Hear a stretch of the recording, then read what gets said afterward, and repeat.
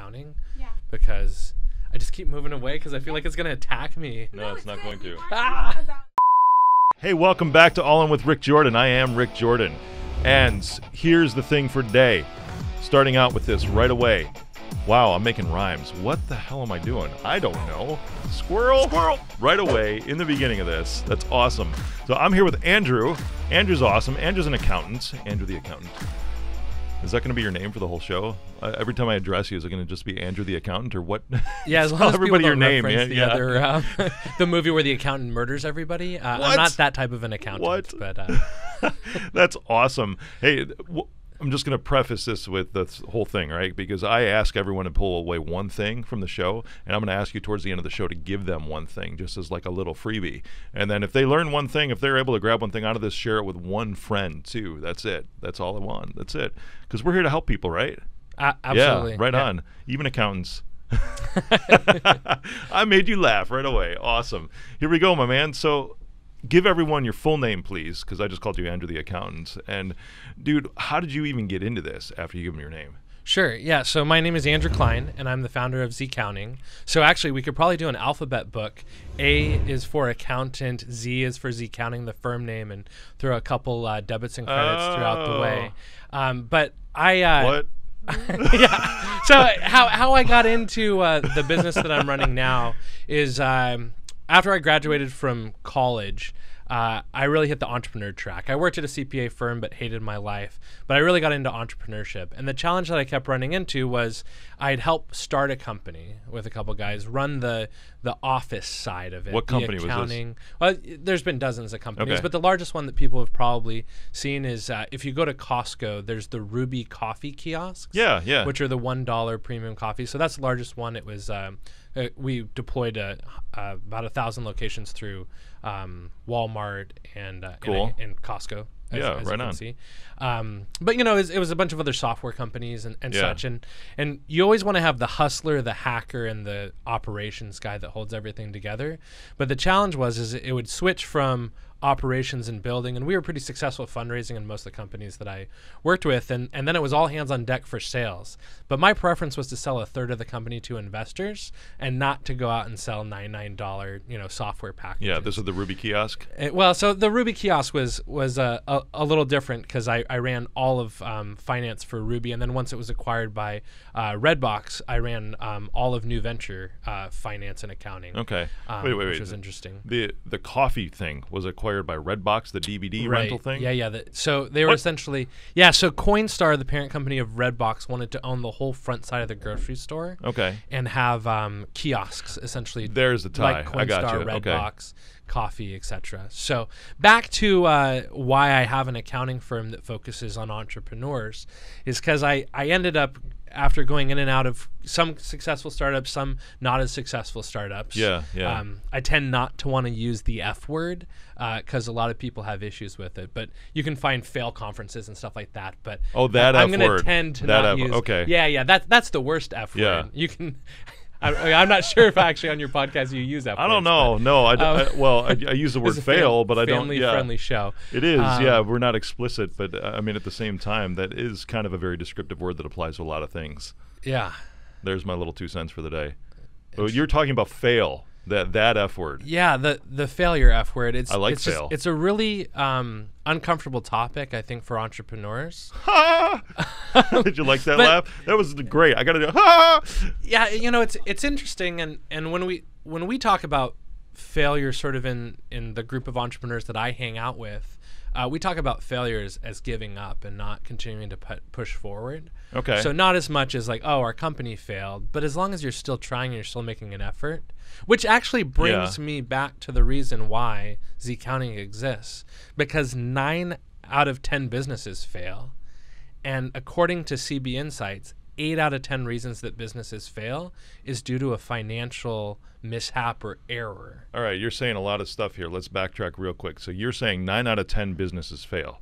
You're talking small Common businesses. statistic. Exactly. Yeah. You start a business, you're more likely to fail than succeed. So those who are listening right now, 9 out of 10 of you who are listening right now, if you're listening with somebody, look to them if you're having like a watch party on YouTube or something like that. most of you sitting around each other are going to fail in business. Yeah, it's really tough. That's why I don't like the F word, because it's really personal and it just like hurts, right? Yeah, but that's the straight truth though, man, is that 9 out of 10 will fail. You know, I've had many businesses. Not every single one of them has been like a shining success.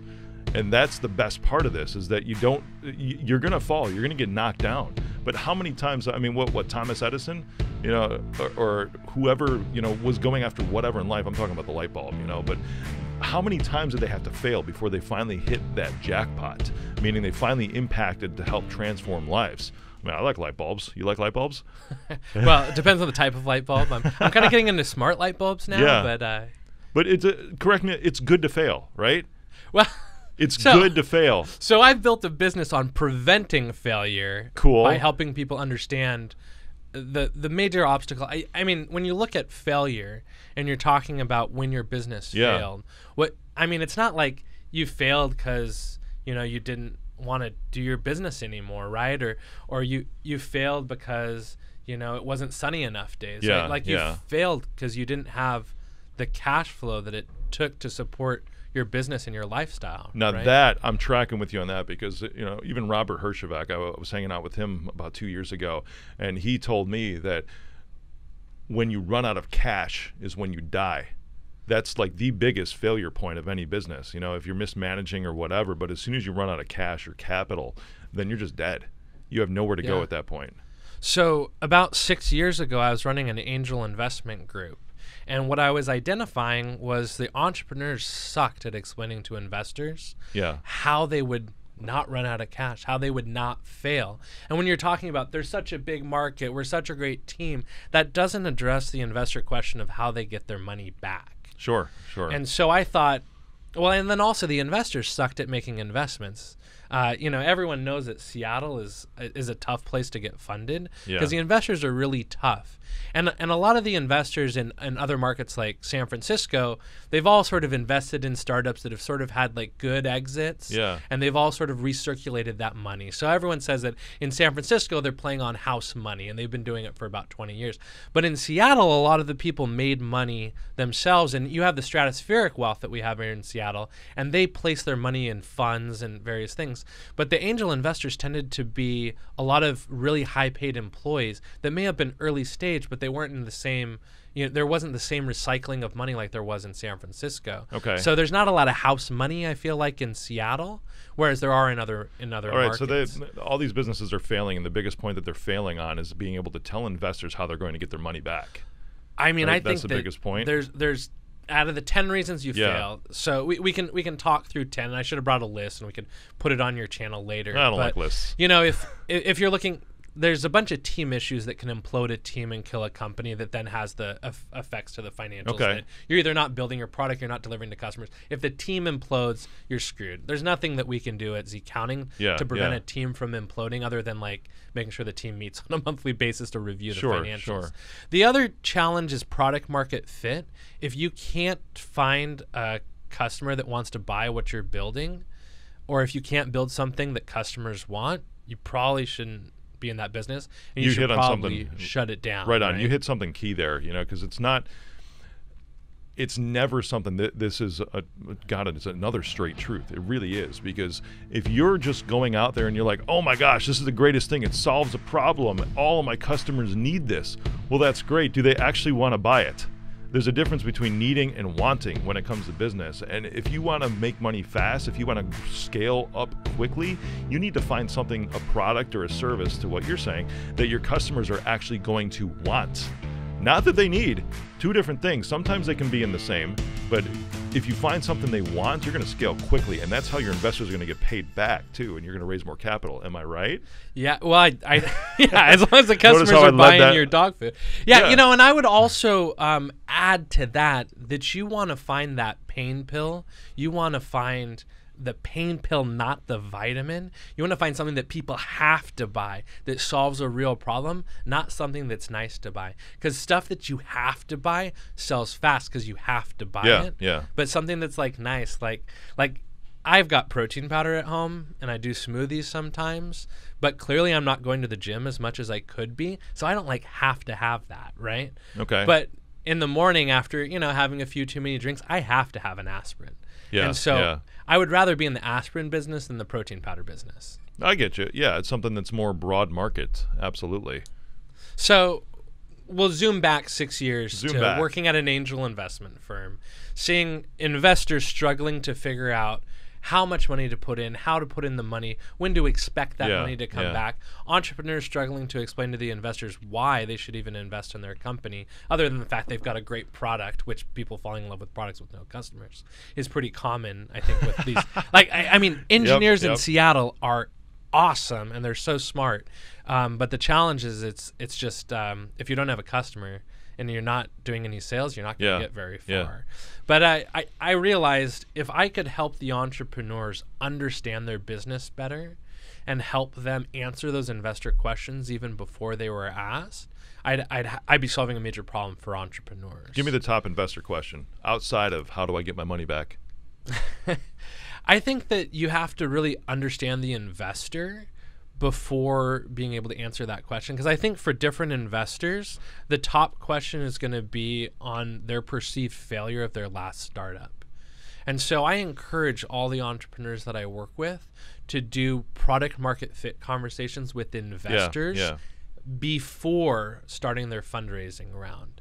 And, I would argue that having investor conversations is your fundraising round regardless, but creating an opportunity where you're starting to fundraise after having built the relationships and built the trust makes that fundraising, like the live fundraising process and the collection of checks, a lot quicker. Yeah. But back to how do you sort of get off the ground in the first place? Yeah, where and do you need to go to where your investors say, I'm interested, I want to have this meeting to begin with? Okay. Yeah, and I think there's a couple different things you can do, and I think a lot of people discover their problem while working at another job or doing something else, and so yeah, they do. Right on. I'm a big proponent of keeping the day job and then just adding a second day job, because if you're really inspired about something, working till midnight or working weekends is what you'd rather be doing anyway, right? And as long as you can balance your family obligations, which is also challenging, but the typical W-2 job is not that hard, and you can really optimize your work time.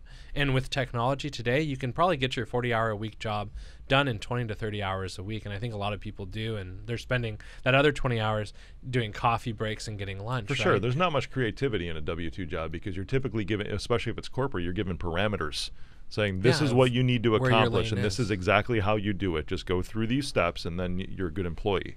For sure. And so take that good employee paycheck and make little investments in what you're doing. So you ask, what do investors want to invest in? They want a company with kick-ass traction, right? Something established already, yes. So where they can see that, I'm just paraphrasing what you're saying. Yes, kick-ass traction would be, hey, I see that you're all in with this already because maybe you've invested some of your own dollars from your W-2 job into this, and you forced it to this point. You have willed this into existence. Now I'm willing to talk to you. Yeah, for sure. And I think there's different levels of investors as well. I talked about the people that have stratospheric wealth in the Seattle area.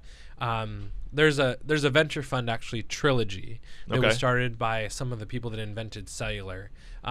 Essentially created T-Mobile, Western Wireless. And Trilogy is a really awesome venture fund because they're what's called an evergreen fund. So their money doesn't have to ever be distributed back to partners because their partners created cellular and don't need the money. And so the fund continues to funnel the money back into the fund to make more investments in the fund. But the traction that you need to get them interested is they want to put in a big dollar amount. They want to put in a couple $1 million because they've got billions, right? And so for them to make a difference, they need to put in millions of dollars. So to get their money, you need to be pretty far down the line with an existing business that can absorb that money and use it effectively. And so that's VCs. Then you've got the sort of angel investor category, sort of just below that. That come before the VCs. That are smaller than the VCs. And the problem that we have is the market's just been on such a tear. And a lot of people have a lot of money. And so a lot of these angel investors are acting more like VCs. They're wanting the bigger traction. They're wanting the bigger, more established companies. They're wanting to put in larger dollar amounts, maybe not millions, but in the mid to high hundreds of thousands of dollars. And those are great investors to have because they're not going to be on your back like VCs. They can fill some of that gap. You can also tap them for debt if it's appropriate for your business.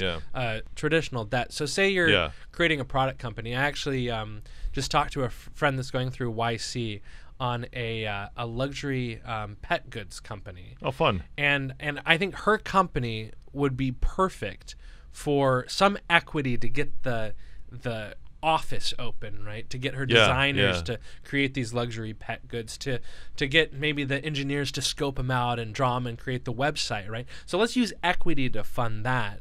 But when you're buying your inventory of, a million dog purses whatever they are. That's short-term credit. Just you get don't the need debt. investors for that. Exactly. Well, you can, if your investors are these super angel investors that I'm talking about, they can kick in $100K for equity and another $100K for debt to finance that inventory.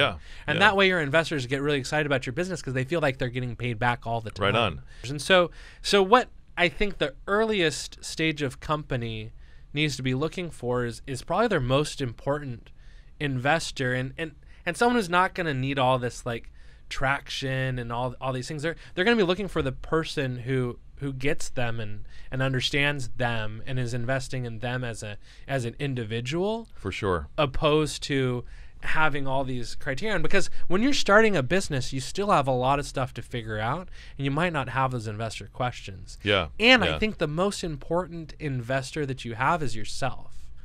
And so I think and the so entrepreneurs key, that are most successful are their own angel investor. Right on. There's so many great alternative ways, and that's the traditional methods to establish and get that traction off the bat. Just that I want to challenge everybody to just blow up the box, and just start thinking exactly how you are. And this is maybe one thing for today is that invest in your own stuff. Be your angel investor. For sure. Because if you don't believe in it, if you're not willing to kick in your own money and have skin in the game, then you shouldn't be going after this to begin with. Be that cheerleader for yourself and have that traction to show for it and show yourself that I'm really into this. I'm putting my own dollars into this because that's how much I believe in it. I am all in. I'm pushing in all my chips to make this happen. So I do want to, because we talked a little bit pre-show about crepes, right? Well, I was actually just thinking about that, and I was thinking about, that's another great example. But I studied abroad in France, and I was actually the first customer of Starbucks in Paris. Oh, really? Which was pretty cool. And I thought it was as simple as you go to Europe, you discover something, you bring it back to America, and you become a millionaire. I didn't know what billions were back in the early 2000s or maybe the late 90s when Starbucks launched in France. But when I came back to America, I realized there's no crepes. And you could argue whether crepes are a pain pill or a vitamin. But I think there's a lot of viewers out there that would say, crepes are definitely a pain pill because you got to have them, right? Oh, Lord, they're so not good. Not a great way to get them. And so I realized. Thanks. I need one right in front of me right now. Now it's, it's probably almost lunchtime or breakfast time somewhere. Maybe some banana, some strawberry, and some whipped cream. Oh, good. But I actually started that company while I was in college. I graduated with an accounting degree and started to work at an accounting firm. But in the meantime, while I was in college and while I was working my JOB at a large accounting firm, nights and weekends, I used to do this thing every Friday night. I'd do a crepe party at my house. Yes. Right. So if you were one of my college buddies, dude, how have I not known you? Because totally. You need to be in my life for real. Well, I'm in crepes. your life now. You are. Thank God. I'm just really expensive in crepe making. But at any rate, so we. Oh my God. I'm a high-priced crepe maker now. But at any rate, what I would do is I would do these Friday night parties, and I built a real customer base, a lot of my friends and supporters, but we were able to sort of do the R&D. So I would encourage people, because, I was still a broke college kid when I started. Okay, I'll make the crepe batter, right? Because crepe batter is really cheap. You guys bring the toppings, right? And so we got to play with whatever people brought. So, one person brought, like, Indian lunch buffet or What? something like a curry, and we ended up putting that on our menu for one of our lunch and dinner items at the restaurants when they Nice. eventually opened. And so we went through sort of everything, and also through that, I don't know if people know about Aptio, the company Aptio, but Sunny Gupta, the founder, was actually a mentor at the business plan competition Very cool. when I was in college. And so my real first dollar I made to start the company was Sunny Gupta hiring me to cater his company party at his old company. And it was With the curry crepes? yeah, and Yeah. this actually brings me to one of the reasons why you want to hire our accounting firm, or at least track your numbers and understand the numbers.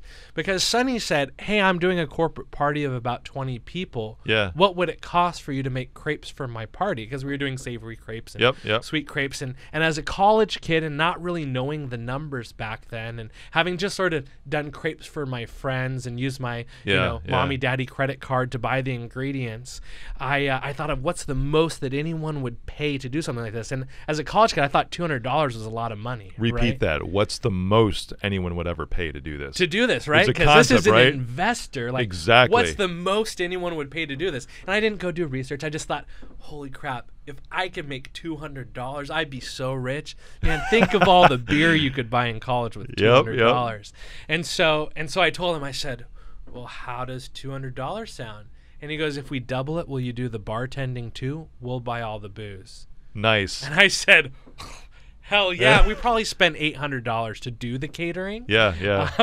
Which is the next step. If you don't know your numbers, Whoops. you're going to right spend on. more to produce the thing. But it's those little things. So we started doing. We did a catering for Sunny Gupta. Yeah. Great customer, great reference customer, really. And so we were able to replicate that into more. And so by the time that I was getting ready, that I'd really been fed up with working at an accounting firm, because in general they suck.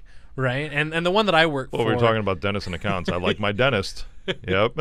Yeah, and if you had us as your friends with it. I accounting know. firm, you'd probably like There us. we go, yep. I was just burnt out of accounting firms taking advantage of the customers and this hourly billing thing, and just a lot of the stuff that we've just like done away with, and the communication cycle is just being really painful. And I said, you know what, I'm done with this. I'm going to go do my startup, and I knew a lot about crepes, and so when I went to Westlake Center shopping mall, and we started to talk about a lease, and knowing the numbers at this point, I said, hey guys, you guys are experts in real estate. I'm an expert in crepes. Why don't you build the location out for me? Yeah. And I'll start selling crepes. And we started selling $1,000 a day in $3 crepes back in 2004, That's awesome. 2005. Yeah. But we didn't even need investor funding. And at that point, I didn't really understand investor funding to the same extent that I understand it today.